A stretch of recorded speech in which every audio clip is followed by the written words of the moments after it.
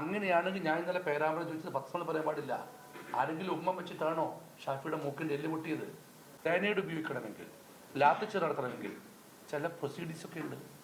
ഒന്ന്, അവിടുത്തെ sub divisional magistrate അറിയണം. അങ്ങനത്തെ ഒരു നടപടി ഉണ്ടായിട്ടില്ല. അവരെ അനൗൺസ് ചെയ്യണം. അവിടെ എന്ത് അനൗൺസ് ഉണ്ടായിരുന്നോ? ഒന്നും ഉണ്ടായിട്ടില്ല. വാർണിംഗ് ബോർഡ് വെക്കണം. ഒന്നും ഉണ്ടാവാതെ ചെയ്തിരിക്കുന്നത്. എന്നിട്ടും ഫസ്റ്റ് ഡേ ഉള്ള റൂറൽ എസ് പിയുടെ കമൻറ്റ് അവിടെ ലാത്തച്ചാർ നടന്നിട്ടില്ല. അങ്ങനെയാണെങ്കിൽ ഞാൻ ഇന്നലെ പേരാമ്പ്ര ചോദിച്ചത് പത്രങ്ങൾ പറയാൻ പാടില്ല. ആരെങ്കിലും ഉമ്മ വെച്ചിട്ടാണോ ഷാഫിയുടെ മൂക്കിൻ്റെ എല്ല് പൊട്ടിയത്? എന്നിട്ട് CPM-കാർ പറയാണ് ഷോ ഓഫ് ആണെന്ന്. അതിനൊക്കെ ഞങ്ങൾ എന്താ പറയുക, തേർഡ് റേറ്റ് കമൻറ്റിനെ എന്ന് മാത്രം ചെയ്തിപ്പിച്ചിട്ടാണ്. മൂന്നാം കട അന്തിപത്രത്തിൽ വരുന്ന വാർത്തയുടെ വില പോലും CPM-ന്റെ കമൻറ്റിന് കോൺഗ്രസും UDF നൽകുന്നില്ല.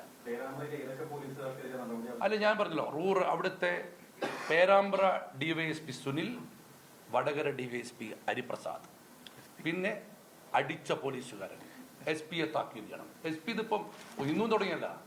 റൂറൽ SP ഇത് ഇയാള് CPM-ന്റെ ഗുണ്ടയേക്കാൾ മോശമായിട്ട് പെരുമാറുന്നത്. CPM-ന്റെ കൊടിസിനി എന്ന് പറയുന്ന ഗുണ്ടയേക്കാൾ മോശവും തേർഡ് റേറ്റുമാണ് റൂറൽ SP.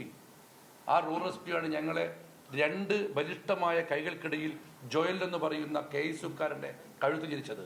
ഞങ്ങൾ നടത്തിയ ഉപവാസ സമരത്തിൽ പ്രഖ്യാപിച്ച കോൺഗ്രസ് ബ്ലാക്ക് ലിസ്റ്റ് ചെയ്ത 5 ഉദ്യോഗസ്ഥരിൽ ഒരാളാണ്. രണ്ടാമത്തെ കാര്യം, അതേ ദിവസം മറ്റൊരു സംഭവം ഉണ്ടായി. കോഴിക്കോട് സർവകലാശാലയിൽ ഇലക്ഷൻ അട്ടിമറിച്ചു SFI. ഫേക്ക് ബാലറ്റ് ഉണ്ടാക്കിയിട്ടാണ് അവിടെ ജയിച്ചത്. അതിനെ പ്രതിഷേധിച്ച KSUക്കാരെ മർദ്ദിച്ചു. അവരെ കോഴിക്കോട് മെഡിക്കൽ കോളേജിൽ അഡ്മിറ്റാക്കി. കോഴിക്കോട് ജില്ലാ CPM-ന്റെ ഒരു സെക്രട്ടേറിയറ്റ് മെമ്പറുടെ നേതൃത്വത്തിൽ ഗുണ്ടാ സംഘം വന്ന് ആക്രമിക്കപ്പെട്ട് പരിക്കേറ്റ് ആശുപത്രിയിലായ KSUക്കാരെ വീണ്ടും തല്ലി. T സിദ്ദിഖും അഭിജിത്തും ജയന്തുമൊക്കെ അവിടെ എത്തിയില്ലായിരുന്നെങ്കിൽ അവിടെ വെച്ച് മർദ്ദനക്കേറും.